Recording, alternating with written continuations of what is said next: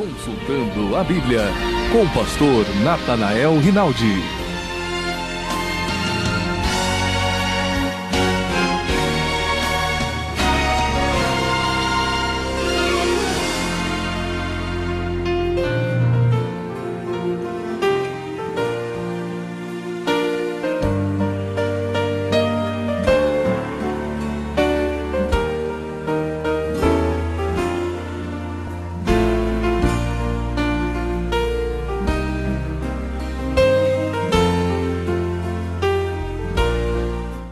O título da mensagem de hoje é O que é a morte? João 11, 25, 26, disse-lhe Jesus: Eu sou a ressurreição e a vida. Quem crê em mim, ainda que esteja morto, viverá. E todo aquele que vive e crê em mim, nunca morrerá. Crês tu isto? Palavras de Jesus, que chegara à casa de seu amigo Lázaro, recém-falecido, e faz esta declaração para uma de suas irmãs. A morte é uma separação, não aniquilamento. Podemos entender este fato claramente considerando que a Bíblia descreve a morte espiritual. Começando no livro de Gênesis, primeiro livro da Bíblia, onde encontramos pela primeira vez o conceito de morte.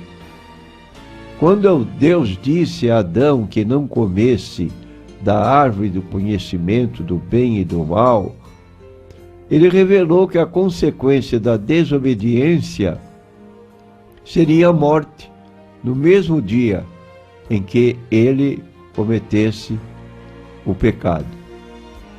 Isso está em Gênesis capítulo 2, 16 e 17, quando lemos: E ordenou o Senhor Deus ao homem, dizendo: De toda a árvore do jardim comerás livremente, mas da árvore do conhecimento do bem e do mal, dela não comerás, porque no dia em que dela comeres, certamente morrerás.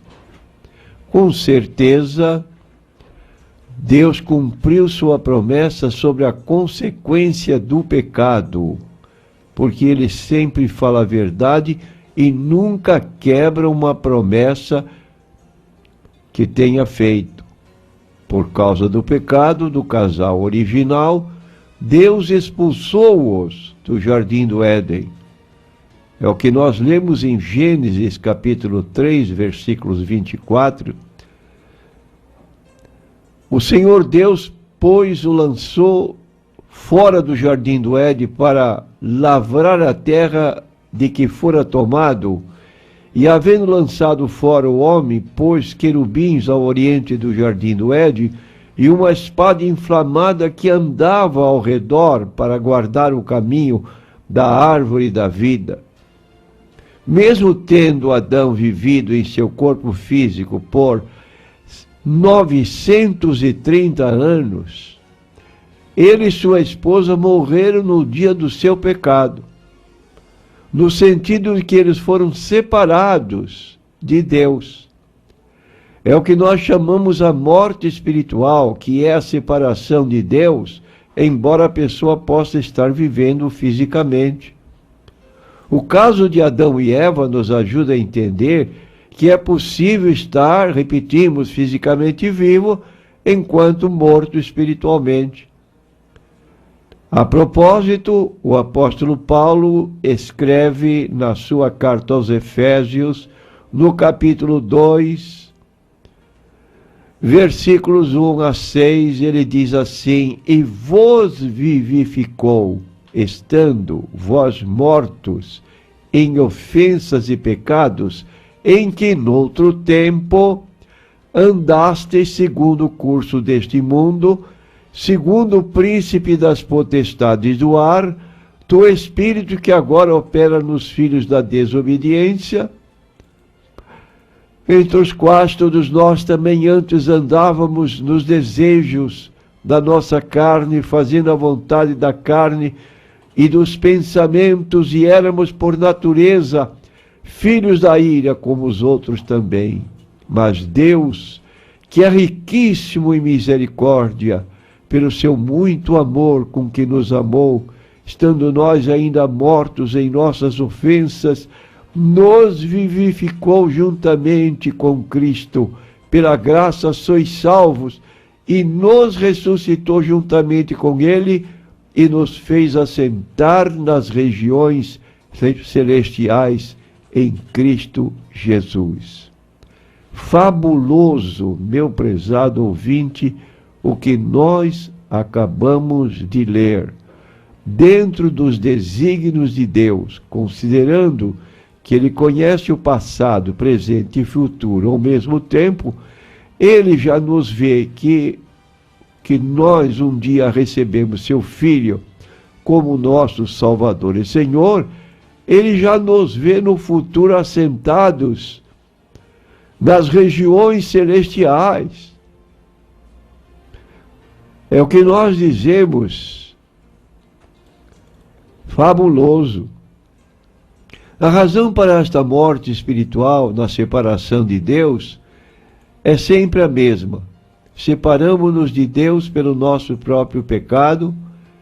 E a propósito também repetimos que Isaías 59, versículos 1 e 2 está dizendo: eis que a mão do Senhor não está encolhida para que não possa salvar, nem agravado o seu ouvido para não poder ouvir, mas as vossas iniquidades fazem separação entre vós e o vosso Deus, e os vossos pecados encobrem o seu rosto de vós, para que vos não ouça.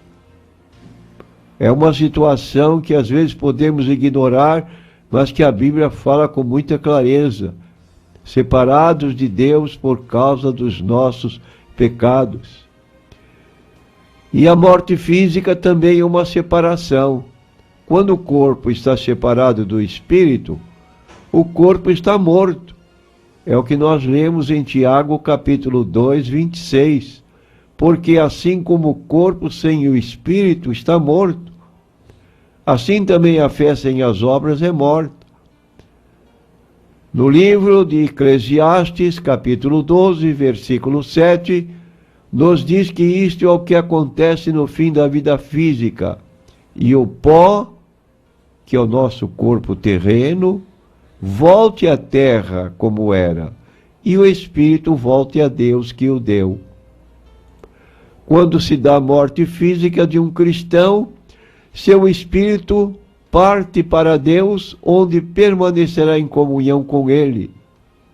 2 Coríntios, capítulo 5, versículo 1, 6 a 8. Porque sabemos que se a nossa casa terrestre deste tabernáculo se desfizer, temos de Deus um edifício, uma casa não feita por mãos, eterna nos céus.